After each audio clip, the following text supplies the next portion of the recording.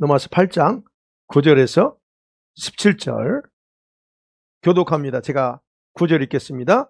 만일 너희 속에 하나님의 영이 거하시면 너희가 육신에 있지 아니하고 영에 있나니 누구든지 그리스도의 영이 없으면 그리스도의 사람이 아니라 또 그리스도께서 너희 안에 계시면 몸은 죄로 말미암아 죽은 것이나 영은 의로 말미암아 살아있는 것이라. 예수를 죽은 자 가운데 살리신 이의 영이 너희 안에 거하시면 그리스도 예수를 죽은 자 가운데서 살리신 이가 너희 안에 거하시는 그 영으로 말미암아 너희 죽을 몸도 살리시리라.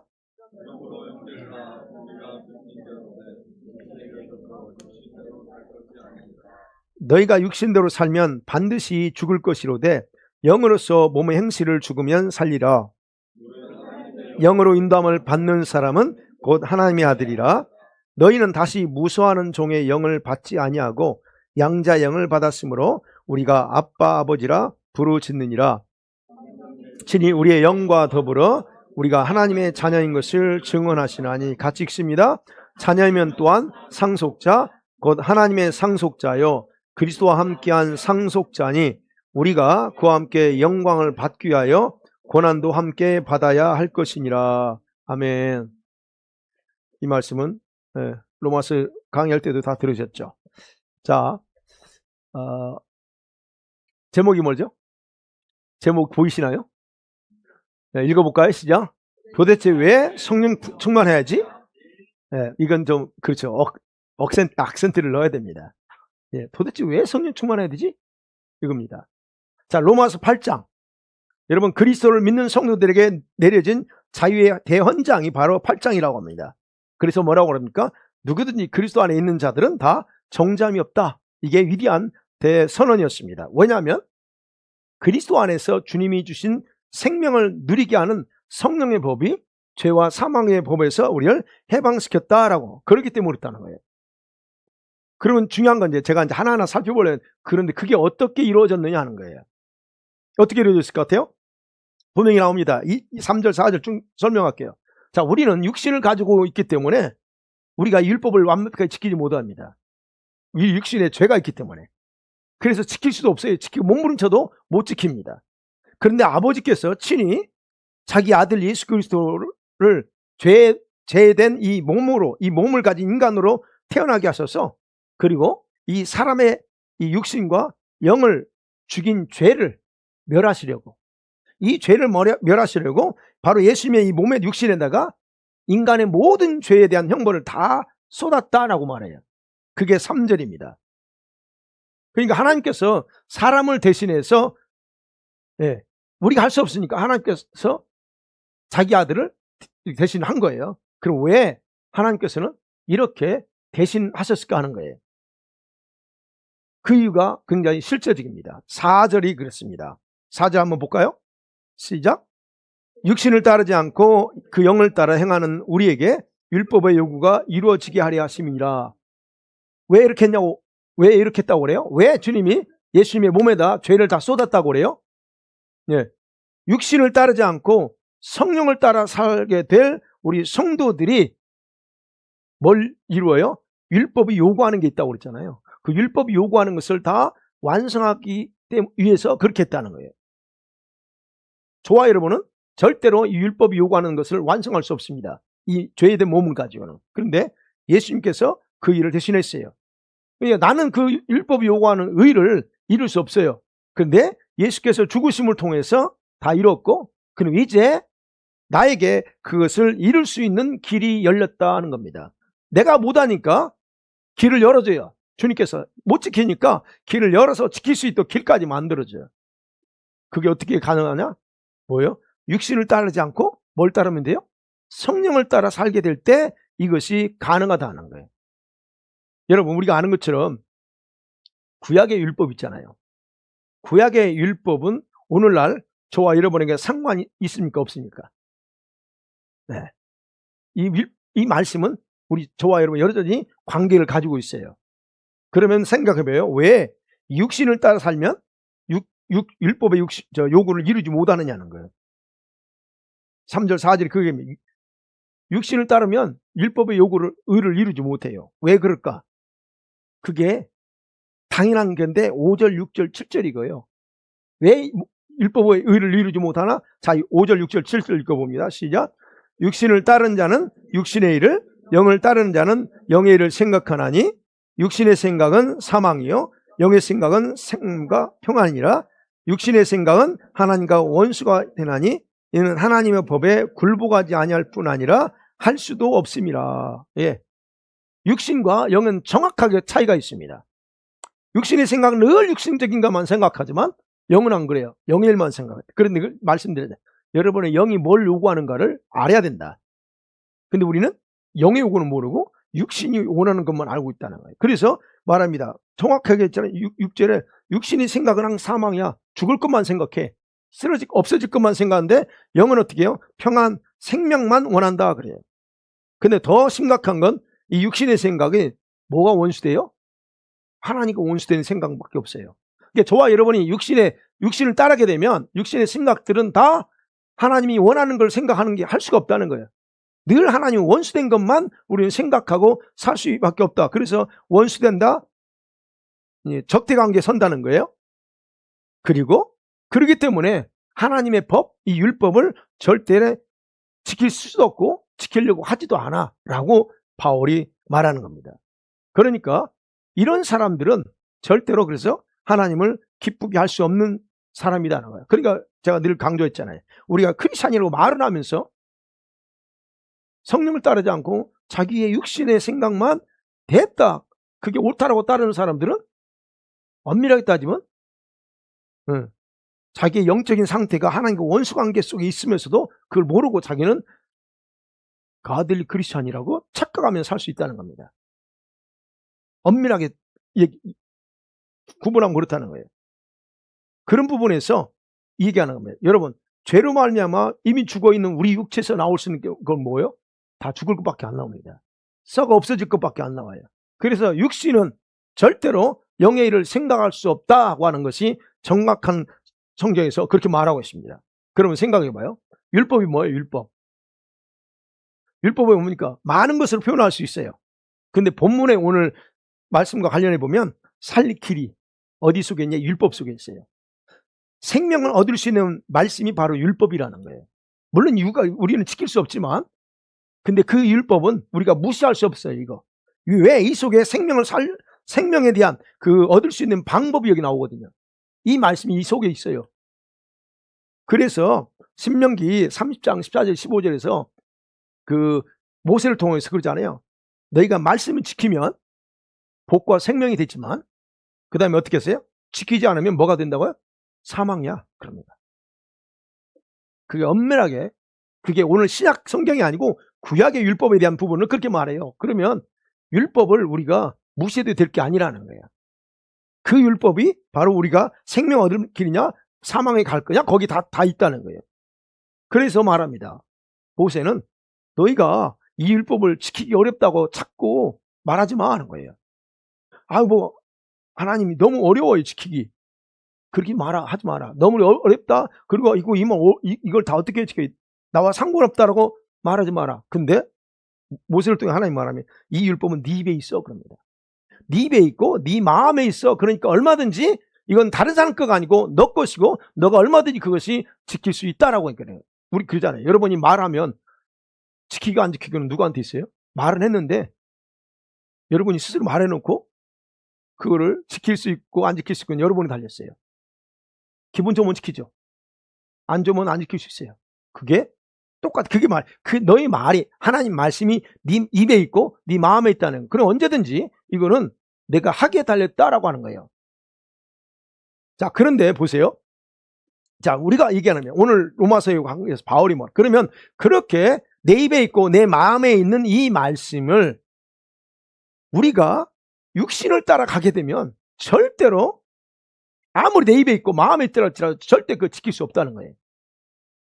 내가 뭘 따라가느냐에 따라서 가능하고 가능하지 않다. 그러면 구약 성도들이요, 여러분, 구약 성도들은 이미 성령께서 그들을 떠나버렸어요. 우리가 알죠. 그 창세기 6장에 보면 성령이 떠납니다. 그리고부터 성령이 임재 안 해요.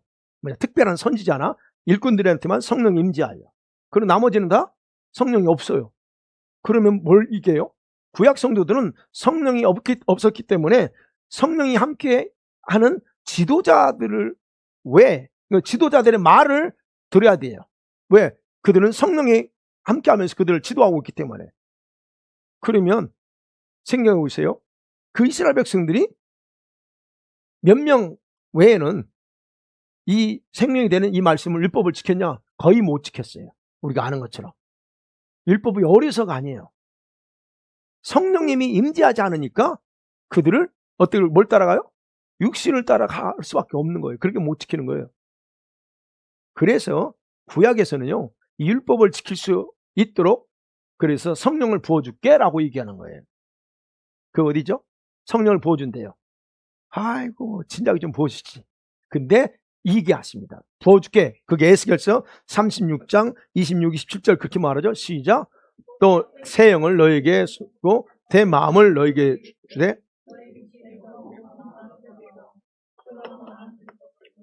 또 내 신을 너희 속에 두어 너희로 내 율례를 행하게 하리니 너희가 내 규례를 지켜 행할지라. 예, 새 영을 너희 속에 둬요.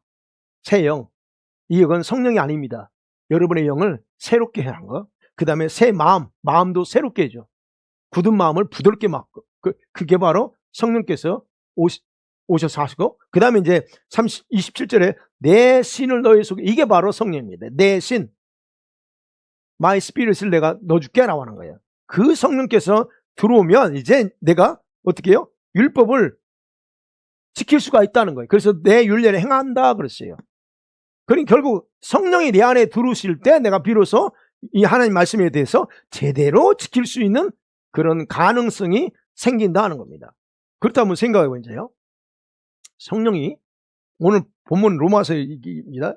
여러분, 성령님이 여러분 안에 계시지 않는다? 그러면 여러분 절대로 율법을 지킬 수 있다 없다요? 지킬 수 없다는 거예요. 그거. 근데 여러분 안에 그분이 계십니까? 계십니까? 계세요? 확실하게 얘기하세요. 성령이 여러분은 계세요?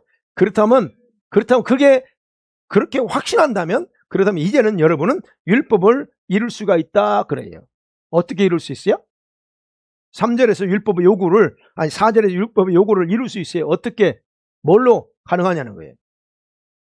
주님께서 이미 십자가에서 이루셨어요. 그잖아요. 아까 십자가에 다 이루셨어요. 근데 그 이루신 것을 이제 내가 삶 속에서 적용하면서 그걸 내 것으로 적용해 나가야 되는데 그게 내 힘으로 안 된다 그랬어요. 그럼 어떻게? 성령께서 그걸 이룰 수 있도록 하신다는 거예요. 근데 반대로 육신을 따르게 되면 성령을 무시하는 거야. 그러면 성령께서는 이걸 지킬 수 있어요? 없어요? 못 지켜요. 이해가 되시죠? 이해가 안 되세요? 그럼 봐요. 복음시대잖아요, 지금. 복음시대를 살고 우리, 이 율법이, 아까 말씀, 율법이 여전히 유효하냐, 안 하냐는 거예요. 만일에 어떤 사람들처럼 이 율법은 더 이상 우리한테 필요 없어. 이건 구약에 이미 예언된 거 예수님 와서 십자가에서 다 완성했기 때문에 더 이상 필요하지 않아. 라고 말하는 사람이 의외로 많거든요. 그런 사람이 많습니다. 그래서 율법 폐기론자들이라고 그래요, 그 사람들. 그 율법을 11조 낼 것도 없고, 주일 성수할 필요, 우리가 말하는 안식일 이거 할 것도 없고, 이렇게 얘기하는 사람이 의외로 많습니다. 그러면 생각해봐요. 만일에 율법이 우리한테 필요하지 않으면 왜 하나님께서 성령을 저와 여러분 속에 두었냐 하는 거예요. 왜 뒀을까요? 아니, 율법이 없다면, 율법은 더 이상 필요 없다고 그런 사람들은. 심각한 오류가 뭐냐면 하나님께서 함께 하신다는 의식은 있어요. 그런 사람들은. 하나님 함께 하지, 당연히. 삼일체 하나님이 나와 함께 하신다는 의식은 가지고 있을 수 있는데 자신이 성령 안에 있는 존재라는 의식은 갖지 못합니다. 이해가 되세요? 내가 성령 안에 있는 존재예요. 성령이 내 안에 있다고 생각하지만 반대로 생각하셔야 돼요. 우리는. 이해가 되셔야 돼요. 내가 성령이 내 안에 계셔. 내주 아시죠? 맞습니다. 그런데 바울은 그렇게 합니다. 내가 성령 안에 있는 존재다라고 얘기해요. 그 의식이 가져야 되는데 그 의식을 갖기가 어렵습니다. 왜? 성령 내 안에 두셨어? 뭐 하려고? 이것에 대해 정확하게 의식을 갖지 못할 수 있다는 거예요. 그래서 9절 말씀이 그거예요. 다 9절 한번 볼까요? 시작. 만일 너희 속에 하나님의 영이 거하시면 너희가 육신에 있지 않냐고 영에 있나니 누구든지 그리스도의 영이 없으면 그리스도의 사람이 아니라. 여기 있죠. 만일 내 안에, 여러분 안에 하나님의 성령 영이 거하시면 뭐가 있다고요? 누구 안에 있어요? 육신에 있지 않고 나는 영 안에 있다거나 여러분이 성령 안에 있다는 얘기예요. 성령이 내 안에 계시지만 동시에 여러분은 성령 안에 거하신다는 거예요. 그 부분에 대해서. 그래서 분명한 것은 여러분과 저는 육신 안에 있지 않아요. 이게 이 말이 굉장히 이해가 하셔야 되고 받아들여야 돼요. 나는 육신 안에 있지 않습니다. 왜요? 그래서 얘기하는, 여러분이 성령이 여러분이 계신다고 확실하게 100% 믿는다면 여러분은 육신 안에 있는 사람이 아니에요. 성령 안에 있다는 거예요. 믿으세요? 근데 문제는 이제 봐요. 문제는 나를 보면, 여러분 자신을 보면 아닌 것 같아. 그죠? 이게 문제거든요. 내가 나 자신의 모습 보고 내 삶의 모습을 보면, 아니 내가 성령 안에 있다고? 내 육신 안에 더 있지 않고 성령 안에 있다고? 이게 안 믿어진다는 얘기예요. 내 삶을 보면. 여러분, 바울은 이것을 확증하기 위해서 말하면 누구든지 그리스도의 영이 없으면 그리스도의 사람이 아니다라고 단호하게 선언하는 거예요. 그래서 얘기하는 거예요. 여러분이 진짜 여러분 안에 성령이 계신지 안 계신지 확실하게 확인하고 답변하세요. 정말 성령이 여러분 안에 계세요? 그러면 맞아요. 아멘 했으니까 그러면 여러분은 그리스도의 성령 안에 있는 존재라는 거예요. 그렇다면 생각해봐요. 다시 말씀입니다. 그럼 여러분은 육신 안에 있다는 거예요? 성령 안에 있다는 거예요? 성령 안에 있는 거예요. 제가 얘기하는 게 아니고 바울이 얘기하는 겁니다. 성령 안에 있는 자 여러분들이에요. 그러면 또 논리적으로 그럼 내가 여러분이 성령 안에 있다면 우리가 어떻게 살아야 되냐는 거예요. 거기서 나오는 거예요. 성령을 의식하고 성령이 원하는 것을 생각하고 살아야 될 존재다라고 하는 겁니다. 이건 여기까지도 이해가 되죠? 당연히지. 우리가 당연히 성령이 원하는 게 뭘까? 성령을 의식하고 사는 건 당연하다. 그런데 나는 육신의 일과 성령의 일들 중에서 여러분이 그래서 점검하는 거예요. 내가 어느 쪽에 더 욕구가 더 강한가 하는 거예요. 성령의 일에 더 비중을 두고 사느냐, 육신의 일에 더 비중을 두고 사느냐. 뭐 직업을 얘기하는 게 아닙니다. 오해하지 마세요. 짭을 가지고 하는 걸 얘기하는 게 아니죠. 어느 것에 더 여러분이 치중하고 여러분의 마음과 생각이 쫓겨나가는 사느냐 하는 겁니다. 그게 중요한 거예요. 여러분 생각해봐요. 아까 7절에 그랬잖아요. 5절, 6절, 7절에서 내가 치중하고 있는 것들 중에서 하나님과 원수가 되게 하는 육신의 생각들이 의외로 많다. 그럴 수 있어요. 우리 사람이니까. 그런데 그런 상태는 어떻게 해요? 하나님을 기쁘시게 할 수 없는 것이라는 거예요. 그거. 이게 심각한 우리의 현재 우리가 갖고 있는 심각한 문제입니다. 자, 그러면 봐요. 저와 여러분이 하나님과 원수가 되거나 하나님을 기쁘시게 하지 못한다? 그러면 뭐 어떤 타격이 오냐면 여러분의 영육 생활에 막대한 타격이 와요. 이건 아셔야 돼요. 여러분의 영혼에 굉장한 타격을 줍니다. 아니 분명히 성령 안에 있는 존재인데 삶에서 보면 육신을 따라가 그리고 하나님과 원수가 됐어요. 그 원수가 되고 또 하나님도 기뻐하지 않아. 8절에 보면 그런 상태에 있을 때 나에게 특별히 여러분의 영혼에 어떠한 타격이 오냐는 거예요. 그 타격이 뭔가를 생각하셔야 됩니다. 그 타격은 뭐 여러 가지를 생각할 수 있겠지만 그분의 응답받는 거, 그분의 축복을 기대하기는 어렵다는 거예요. 노골적으로 표현하면. 여러분 여기서 제가 그 축복을 기대할 수 있다는 건 일반적인 축복을 얘기하는 게 아니에요. 일반적인 모든 거 다 축복 줘요. 여러분 먹고 사는 데는 기본적으로 줍니다. 왜? 공기도 주시죠? 네. 너 내 말들 안 들으니까 내 공기 안 줄 거야. 그런 분은 아니잖아요. 그 일반은총이라고 그러잖아요. 모든 누구에게 공기, 빛, 물 모든 걸 다 줘. 이런 걸 말하는 게 아니에요. 하나님께서 하나님의 자녀들에게 특별히 주고자 하는 그런 어떤 그 축복들 말하는 거예요. 이런 것들은 받기 쉽지 않다는 겁니다. 기본적인 것만 그냥 누리는 거예요. 여러분, 우리는 이 문제에서만큼은 심각하게 자문자답하면서 해결해 나가야 됩니다. 제가 이제 그 축복된 7가지 주일날 7가지 축복된 내용들을 설교할 텐데 그거 받으려면 여러분과 제가 그냥 우리는 하나님께서 이렇게 새로운 일을 행하신다고 하니까 자동적으로 줄 거라고 착각하지 마세요. 여러분 가정에 하나님이 새로운 일을 행할 수 있고 우리 교회에 새로운 일을 할 수 있지만 그 자동적으로 주지 않습니다. 여러분이 거기에 따른 대가 지불이 필요해요. 대가라는 게 뭘까요? 네? 여러분이 헌금 많이 내는 그걸 얘기하는 게 아니에요. 여러분이 해야 될 일들이 있다는 거예요. 그걸 내 거로 삼기 위해서는 여러분의 에너지가 필요하고 노력이 필요하고 여러분이 뭔가 해야 되는 게 필요하다는 거예요. 그러면 이것도 마찬가지예요. 내가 하나님 원수가 되는 상태이고 하나님을 기쁘게 하지 못한다면 하나님이 주고자 하는 그 축복을 내가 받기 쉽지 않은데 그러면 이거를 받으려면 이것에서 내가 잠은 자다 바라는 거예요. 이 부분에서 뭔가 같이 맞물려서 줄 설교할 때 같이 한번 생각해 보세요. 여러분이 그래서 여러분 생각이 세상에 썩을 것의 비중이 크다. 그것은 여러분 죄로 죽은 육신의 소망을 두고 있다는 거예요. 분명한 것은. 그러한 여러분의 모습을 성령께서는 여러분의 영보다 더 안타까워서 고통 속에 계신다는 것이 여러분 기억하세요. 그래 나중에 26절에 성령이 탄식하는 이유가 바로 거기에 있다. 제가 말씀드렸죠. 고통 속에 있어요. 누가? 성령께서. 여러분의 영도 고통스럽지만 여러분 성령께서도 고통 속에 그렇게 신음하고 있다는 걸 기억하셔야 돼요. 그러니까 성령님은 내 안에서 근심도 하고 또 뭐 하죠? 성령은 탄식도 하고 성령은 또 뭐 어떻게 해요? 내 안에서? 여러분에게 성령은 소멸되기도 해요.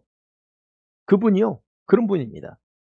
여러분이 그 성령을 인격이신 성령님을 무시하면 여러분은 성령님은 그런 고통과 그런 무시를 당해 똑같아요. 그러니까 한 번이라도 나 때문에 여러분 스스로 때문에 고통 속에 계신 성령의 그분의 모습을 상상해 봤냐 할 겁니다. 우리는 이제 조금 저와 여러분의 신앙이 성장하고 또 우리가 좀 계속 이렇게 올라가려고 하잖아요. 그렇다면 좀 이제 이런 부분에 집중적으로 생각하셔야 돼요. 그냥 교회만 와가 예배 드리면 다 된 걸로 생각하시면 안 된답니다. 안 되는 겁니다. 자, 그런 면에서 한번 보세요. 과연 내가 지금 하나님이 연초부터 이게 축복 설교나 이런 걸 저도 사실 축복 설교를 많이 안 하는 스타일인데 어쨌든 이번에 하게 되는데 그러면 그것을 내가 받을 수 있는 어떤 부분에서 돼 있는가 보라는 거예요. 근데 안 돼 있는 부분이 더 보일 수도 있어요. 그죠? 자, 근데 여러분 제가 여러분에게 절망적인 걸 얘기하려고 하지 않습니다. 여러분 절망할 수는 필요 없다는 겁니다. 절망하실 필요는 없다는 거예요. 여러분 우리가 지금 육신에 대한 부분에서 아직 하나님과 원수가 될 수 있고 하나님을 기쁘게 하지 못하는 상황이 있을 수 있지만 절망까지는 하지 마시라는 겁니다. 왜냐면요. 왜 절망하지 마시냐면 성령께서 여러분 육신 위에 생명을 주시면 가능하기 때문이에요. 그게 10절, 11절이에요. 나로는 스스로는 안 되는데 성령께서 그렇게 해. 그래서 10절 이하에 보면 어떻게 죄로 죽어 있는 영과 육신을 살리는가에 대한 분명하게 바울이 강조하고 있어요. 주님은 여러분 기가세 10절 이게 보면 주님은 생명의 창시자이면서 동시에 생명을 주시는 공급자입니다. 믿습니까? 예. 그러면 죽은 자 속에 그리스도께서 살아계신다. 그러면 주님이 공급하시는 생명으로 인해서 그 영은 살아나게 된다는 거예요. 그러니까 아까 앞 구절에 있어. 여러분이 그리스도를 믿으면 여러분의 영이 먼저 살아났어요. 일단 살아났습니다. 그런데 육신 어때? 이 몸? 이 육신은 죄의 몸이기 때문에 여전히 영적 죽은 상태에 있는 거예요. 그래서 10절 그럽니다. 그리스도께서 너희 안에 계시면 몸은 죄로 말미암아 죽었어. 그래서 몸은 죽었어, 우리 몸은. 그런데 어떻게 돼요? 영은 의로 말미암아 살아있어. 그러니까 지금 설명했죠? 살았습니다. 사람의 눈은 이 몸이 살아있는데 하나님 보실 때는 이 몸이 죽은 상태예요. 그리고 이 죽어있는 썩은 걸 자꾸 의지하면서 이 썩은 것 가지고 그 썩은 것에서 주는 생각들을 따라가고 생각이 진짜라고 믿고 상상하는 것도 진짜라고 여러분 미리 상상하지 마세요. 예. 일어나지도 않은 일을, 불안스러운 일을 미리 상상하면서 그게 진짜라고 믿지 말라는 거예요. 그게 어디서 나와? 이 썩을 육체에서 나오는 생각들, 상상인데 그걸 믿지 말라는 거예요. 그래서 얘기하는 거예요, 바울이.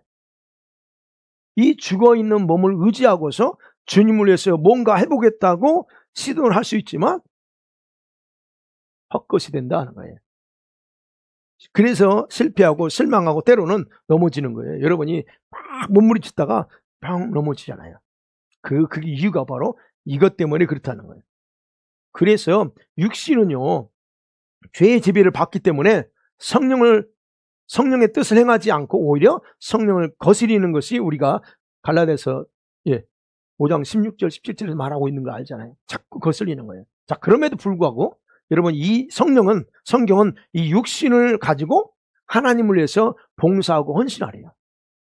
아니, 고민되죠. 아니, 이 육신에서 나오는 건 썩어진 것밖에 안 나오는데, 그럼에도 불구하고 자꾸 이 몸 가지고, 그 나오죠. 이제 11절, 12절을 보면.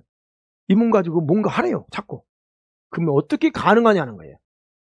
가능합니다. 가능하니까라는 거예요. 어떻게요? 바로 아까 말씀드린 죄로 죽어있는 이 몸이, 이 육신이 살아나면 가능하다는 거예요. 생명이 들어가서 살아나면 가능. 그게 11절입니다. 11절 같이 읽어볼까요? 시작. 살리신 이의 영이 너희 안에 거하시면 그리스도 예수 죽은 자 가운데 살리신 이가 너희 안에서 거하시는 그의 영으로 말미암아 너희 죽을 몸도 살리시리라. 딱 수식어가 길죠. 간단합니다.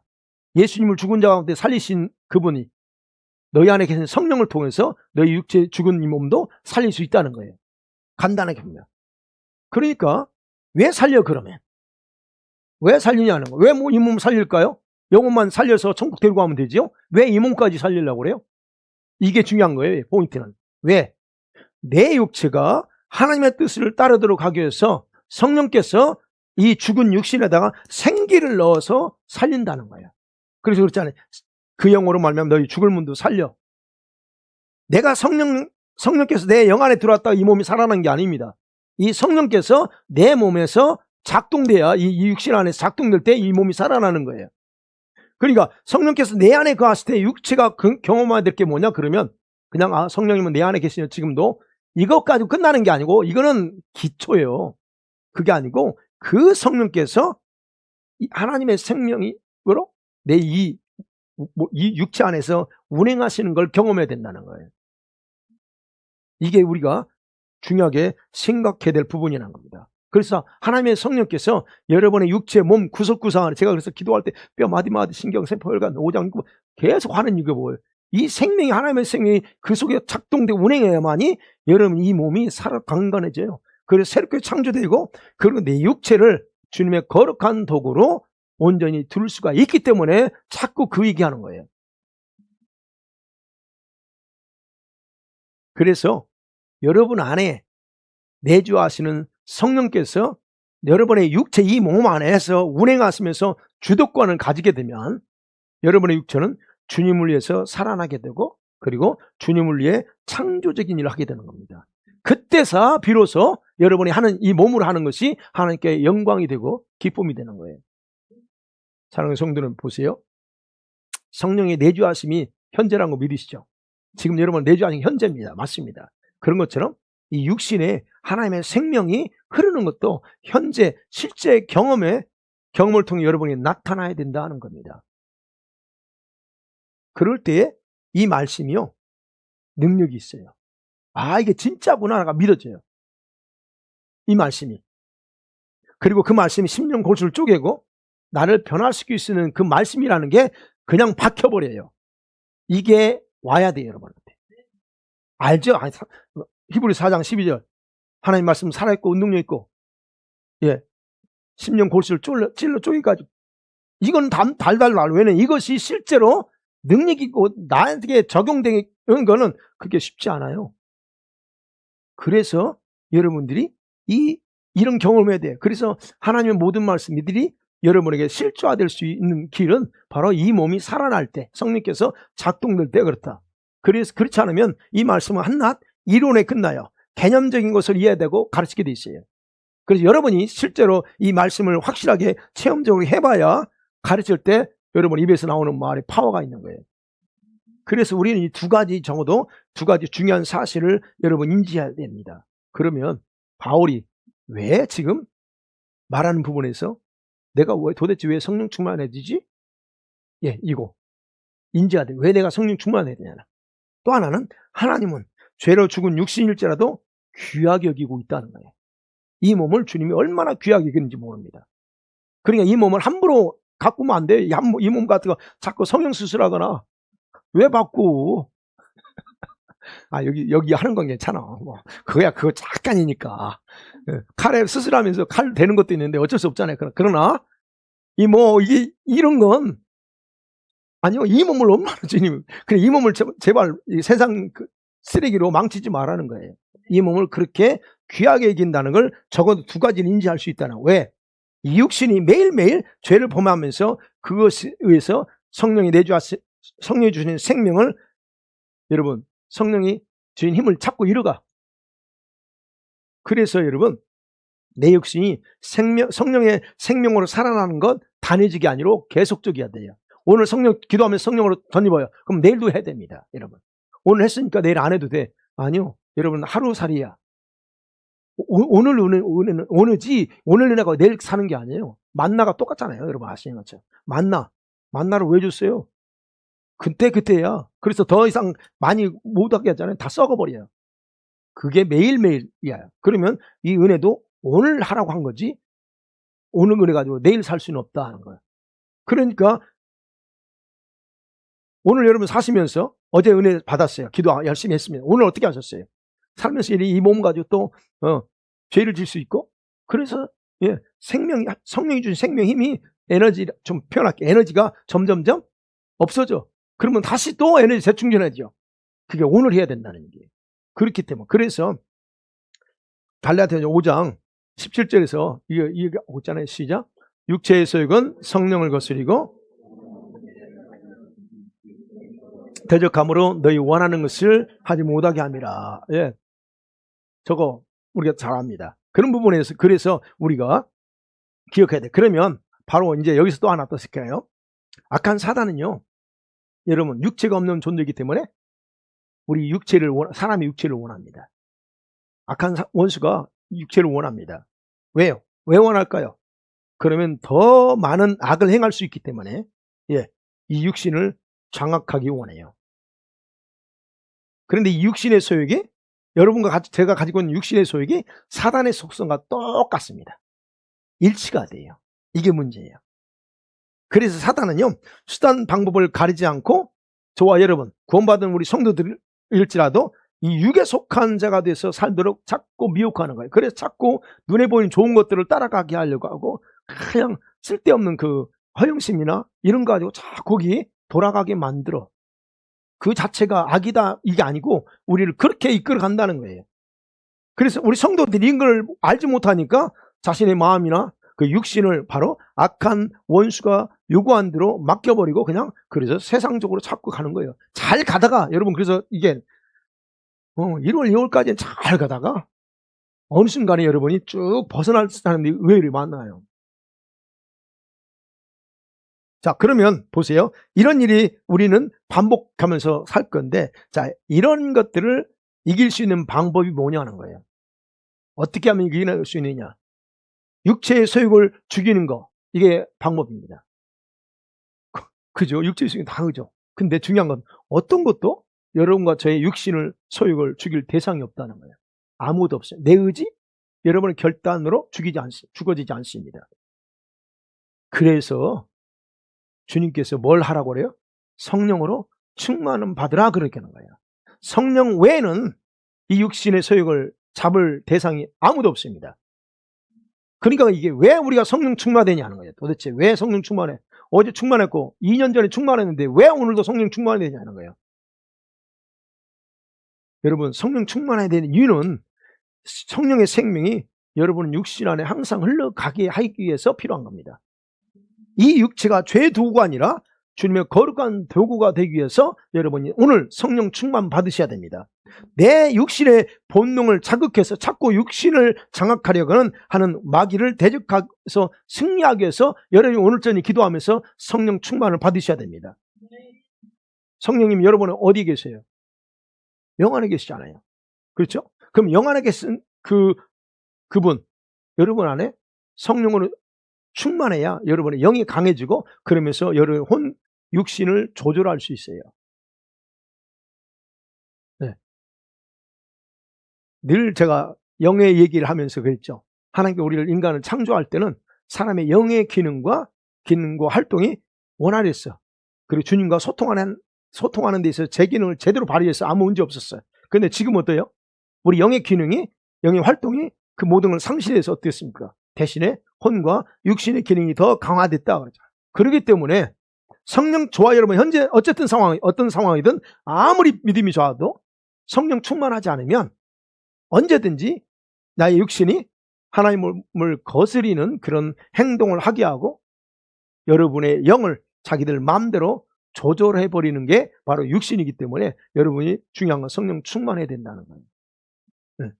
그래서 성경은 육의 사람 또는 육에 속한 성도라고 말하는 거예요. 다 그냥 성도라고 하지 왜 그렇게 표현했을까요? 다 예수 믿는 사람 아니에요. 다 하나님 구원받은 자인데 왜 성경에서 저 사람 육에 속한 사람이고 이런 사람 육에 속한 사람 또는 육의 사람이라고 그렇게 표현했을까 하는 거예요. 구분을 하지 말지. 그래서 얘기하는 겁니다. 아무리 신앙생활을 오래 했을지라도 육에 속한 성도가 많아. 어떤 사람? 육신을 따라 사는 사람. 그래서 그런 부분에서 아마 우리가 지금까지 그렇게 이런 신앙생활을 반복해 왔을지 모릅니다. 그래서 기도생활 여러분 기도생활 조금 하면 성령이 조금 충만하고 얼마 동안 다짐하고 결심을 해요.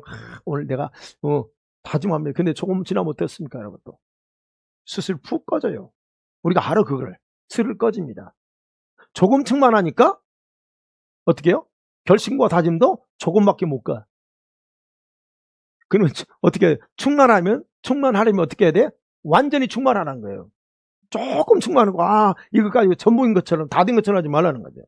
그 완전 충만이 뭐예요? 완전 충만한 게 뭡니까? 성령님이 여러분의 영 안에 충만해서 그분이 여러분의 영과 혼과 육신을 사로잡는 상태. 그래서 여러분의 육신의 생각을 따르지 않고 늘 제가 말하면 성령의 인도와 성령이 주시는 감동을 따라 사는 게 그게 완전 충만이에요. 막 방방 뛰는 게 완전 충만이 아니고 물론 그건 현상적으로 나오는 거고. 네.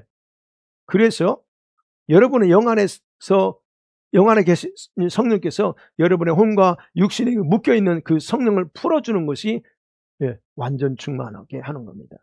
그래야 성령께서 여러분의 육체, 부활의 생명, 주님의 의를 이룰 수 있는 생명을 마음껏 집어넣어서 여러분과 제가 육신의 소욕대로 살지 못하도록 찾고 막아요. 그분이. 그래서 성령 충만하면 여러분의 영의 기능이 회복됩니다. 혼과 육의 기능을 복종시켜서 주님의 영광을 위해서 살도록 자꾸 그쪽으로 인도해요. 네. 그래서 여러분 기억하세요. 다 성령 충만? 다 아시죠? 그래서 오늘 말씀 들으면서 성령 충만이 얼마나 중요한지 이해가 되십니까? 그러니까 여러분과 내가 성령 충만하지 않으면 곧바로 어떻게 돼요? 반대로 육신 충만이 된다라고 이해하면 돼요. 이게 정답이에요. 영계에서는 두 개밖에 없어요. 육신이냐 성령이냐 그 외에는 없습니다. 육신이냐 또는 성령이 아니면 또는 성령이냐 귀신이냐 마귀냐 두 개밖에 없어요. 제3 존재는 없습니다. 그럼 내가 성령 충만하자면 나는 바로 육신 충만이고 그 다음에 내 삶은 마귀적인 생활 충만로 갈 수밖에 없는 거예요. 그게 영계 비밀이에요. 그래서 바울이 12절 이하에서는 그리스도를 통해서 나 영이 살아났다. 그리고 성령을 통해서 나의 육신이 생명을 얻게 됐다. 그렇다면 우리는 어떻게 살아야 될까라고 하는 실제적인 문제를 지금 얘기하고 있는 겁니다. 그래서 말해요. 우리는 빚진 자야. 우리는 빚진 자다. 누구에게 빚졌냐? 이 빚은 내 육신이 진 게 아니고 나를 살리고 성령으로 육신의 생명을 줘서 이길 수 있게 해주신 그 하나님께 빚을 진 거다. 그러게요. 그렇다면 이 빚을 어떻게 갚아야 되냐? 그게 12절 13절입니다.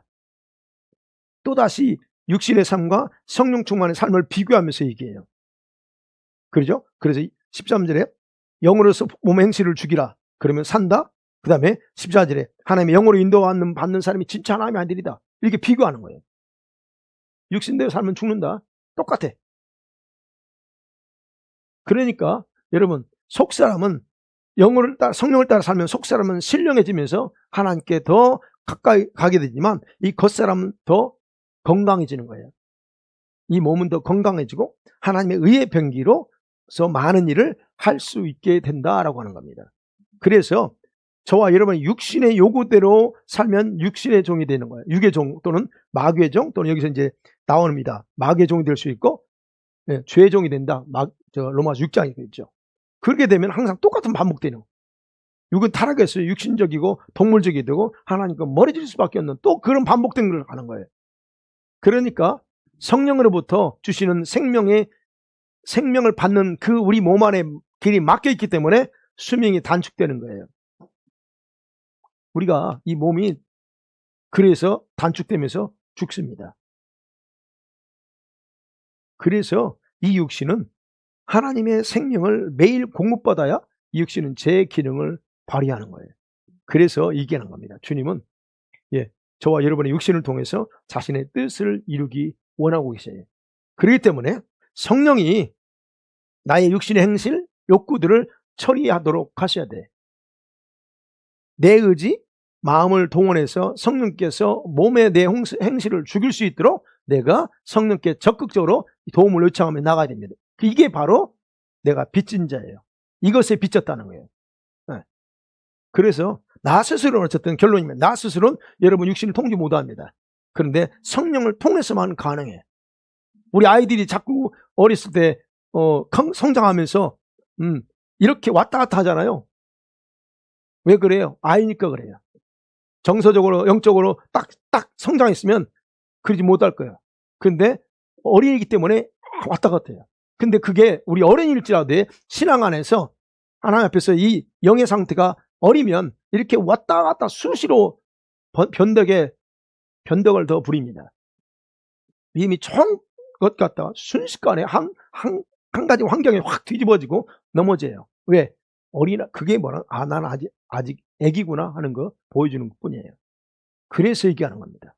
성령 충만 받고 여러분의 영이 성령 인도하심 받고 육신 행실을 죽어야만 그 모든 것을 이 빚진 것을 갚을 수가 있어요.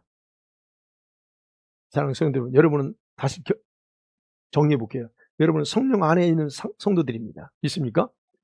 이거는요, 여러분 소속을 얘기해요. 여러분은 소속이 성령 안에 있어요. 근데 여러분이 성령 안에 사는 것으로 육신의 행실, 소욕 처리할 수 없다. 불가능합니다. 그거.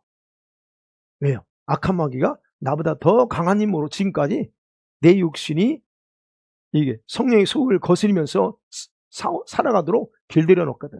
그러니 여러분은 어느 쪽에 더 쉽게 기울여 주세요? 성령보다 마귀가 오는 쪽에 더 길들여져 있어요. 그래서 얘기하는 여러분 결심대로 되지 않아요. 오직 성령만이 그걸 가능케 합니다. 그럼 무엇이 관건이에요? 답은 나왔어요. 뭐가 관건입니까? 내가 성령으로 충만해지는 거예요. 여러분이 성령으로 충만한 게 자주 들었던 말이잖아요. 너무 들었던 말이에요. 근데 어느 누구도 이 말에 왜 중요한지를 신경 쓰지 않습니다. 왜 도대체 성령 충만해야 돼? 또 듣네 저거 설교를. 이렇게 생각하고 넘어가는 거예요. 여러분 그런 성도 아니시죠? 자, 이 시간에 같이 기도해요. 우리가 성령으로 충만해. 진짜 성령 충만하고 싶으세요? 그거 맞죠? 네. 그럼 이 시간에 같이 한번 입술로 고백했으면 좋겠어요. 여러분, 이걸 여러분 요청하셔야 돼요. 성령님, 나는 당신의 전폭적인 그런 그 은혜가 도움이 필요합니다. 예. 그리고 내 영에 충만히 임하셔서 내 영과 육신을 이렇게 다스려 달라고. 그리고 내 생각, 의지가 아버지의 마음과 뜻에 좀 이렇게 철저하게 복종될 수 있도록. 안 돼요. 복종되려는데 안 돼. 이거를 하나님 내 힘으로 안 되니까 성령께서 부어주셔서 나를 할 수 있도록. 그리고 내 육신의 생명을 불어넣어주셔서 주님을 자주 거역했던 그 육신을 처리할 수 있도록 도와달라고. 더 이상 육신을 따라 살고 싶지 않습니다. 나에게 충만히 임재하셔서 나를 좀 정복해 달라고, 나를 충만하게 해달라고 이 시간에 같이 한번 통성으로 기도하시면서 설교를 마치겠습니다.